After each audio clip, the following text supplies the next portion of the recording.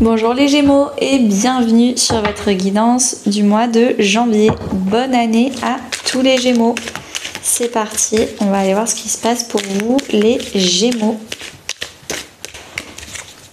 Alors, j'ai trop hâte en février ou mars de vous faire cette petite vidéo mensuelle, mais cette fois-ci avec mon tarot lumen qui sera imprimé, édité, en vente. Ce sera trop cool. Hop là, c'est parti. Les Gémeaux pour janvier. Énergie principale, le 2 de Pentacle. Début du mois, ce que vous souhaitez, ce qui va vous aider, le défi. La vie perso, la vie pro, la vie intérieure et à la fin du mois. Ok. Alors, on commence avec le dos de deck. Ces derniers mois, ces dernières semaines, qu'est-ce qui s'est passé? On s'est fait coacher, on s'est fait accompagner, on a appris à déléguer, on s'est fait accompagner d'experts, donc on a peut-être déboursé de l'argent, moi j'appelle ça investir sur soi-même, pour vraiment aller plus loin, apprendre, être moins fatigué, de toujours tout vouloir tout faire tout seul. C'est plus possible et vous avez appris ça pour faire ça à plusieurs. L'énergie principale porteuse pour votre mois de janvier, c'est le 2 de Pentacle. Alors, encore une fois, on parle d'équilibre. Donc là, 3 de Pentacle, là, 2 de Pentacle. Peut-être qu'il faut mieux équilibrer sa vie. Peut-être qu'il faut apprendre à jongler et mieux gérer le temps pro, le temps perso, vie pro, vie perso. Peut-être aussi que vous êtes amené, parce que le 2 de Pentacle, c'est la carte de la mission de vie. Donc peut-être qu'il y a une activité qui vous fait extrêmement plaisir et en tout cas les énergies vous portent dans cette direction-là, vous poussent pour vous accomplir dans cette mission de vie pour le mois de janvier. Au début du mois de janvier, ce qui se passe, c'est le 10 d'épée. Le 10 d'épée, c'est tout simplement quand on est au bout du rôle. On est au bout du rôle, on se sent honteux, pas à la hauteur, on a très peu d'estime de soi. Et c'est la fin, c'est une bonne nouvelle parce que fin janvier, c'est la fin du 10 d'épée pour vous.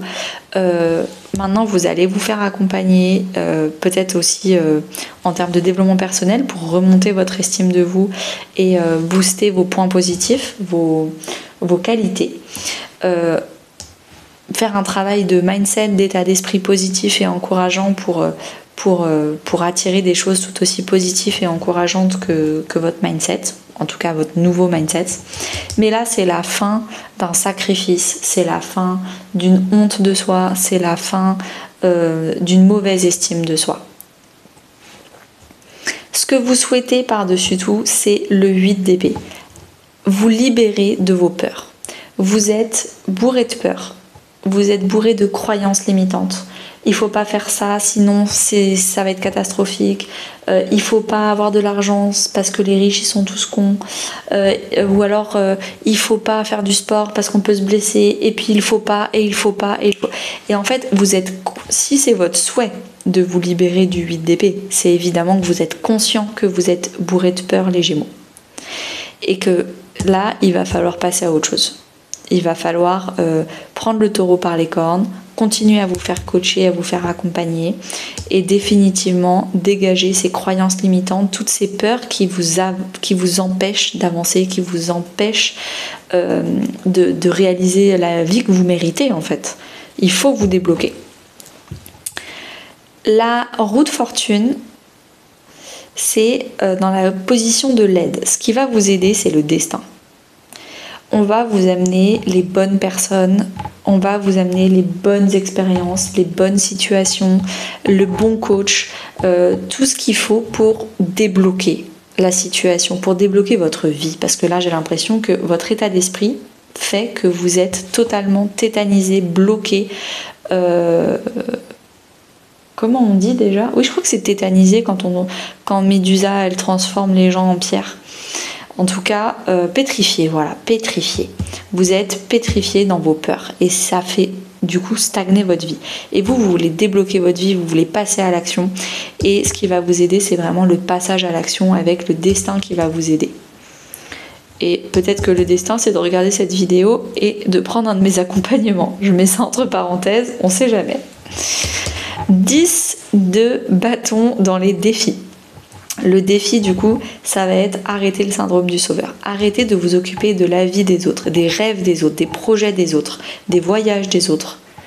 Il est temps d'arrêter de... C'est vraiment la blessure d'abandon. On s'abandonne soi, on se sacrifie soi pour faire plaisir aux autres.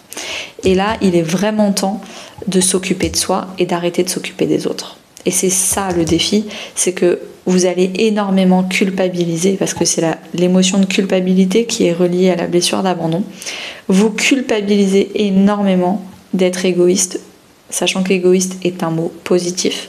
Un excès d'égoïsme, c'est négatif, mais l'égoïsme en soi, c'est positif. Et vous culpabilisez énormément d'être égoïste et de vous occuper de vous. Et c'est bien dommage. Ça va être un défi et je pense que c'est pour ça qu'il y a un vrai travail de mindset, remettre une nouvelle définition d'égoïsme, tacler la blessure d'abandon. Il y a vraiment tout un travail à faire d'état d'esprit, de blessure intérieure et de croyances limitantes parce que dès que vous aurez changé votre intérieur, votre vie extérieure va changer. Dans votre vie personnelle, famille, amis, couple, sachant qu'il y a les vidéos d'extension relationnelles qui vont bientôt sortir. Donc les vidéos d'extension relationnelle, c'est 5 € la petite vidéo. Clairement, c'est un prix d'amis. Et dans cette vidéo d'extension, on va vraiment aller demander aux cartes quelle est la relation à travailler, à débloquer pour ce mois-ci. Donc toujours hyper surprenant et intéressant ces petites vidéos d'extension. On a le monde. Le monde, c'est vraiment le côté je m'épanouis, je suis dans l'épanouissement, je suis bien avec mon entourage. Peut-être que comme je suis bien avec mon entourage, le monde c'est la dernière arcane majeure. Il est peut-être temps d'élargir son entourage, d'aller peut-être s'ouvrir. Le monde, c'est une ouverture. Le monde, on s'ouvre sur un autre monde, vers d'autres personnes, donc d'autres activités. Peut-être que je vais m'inscrire. Je suis hyper sportive, mais pas du tout artistique. Mais du coup, je vais m'inscrire à un cours d'aquarelle et du coup, je vais rencontrer des nouvelles amitiés qui sont plus artistiques. Et j'étais déjà très accomplie et très épanouie avec mon ancien entourage, mais là, ça m'ouvre encore plus de richesse personnelle. Dans la vie professionnelle et financière, on a le pape. Ça fait beaucoup d'arcanes majeures, hein. Il se passe pas mal de choses. La roue de la fortune, le monde, le pape, les amoureux, le jugement. C'est un peu ce que je vous ai dit. Quand vous allez changer l'intérieur, l'extérieur va changer. C'est assez canon à voir. Donc le pape, vous allez vraiment vous engager dans votre vie professionnelle. Peut-être que vous allez signer un contrat, peut-être que vous allez avoir un mentor ou que vous-même vous allez devenir mentor. Il y a un cap de maturité qui est passé. Le pape, c'est l'arcane numéro 5, donc il y a peut-être aussi un changement, un grand changement professionnel. Vous passez, c'est un peu comme, je le vois comme les jeux vidéo, vous passez un niveau, là, vous passez au-dessus. Dans la vie intérieure, spirituelle, voire même religieuse, si vous êtes religieux, vous avez les amoureux. Intérieurement, vous allez faire d'autres choix.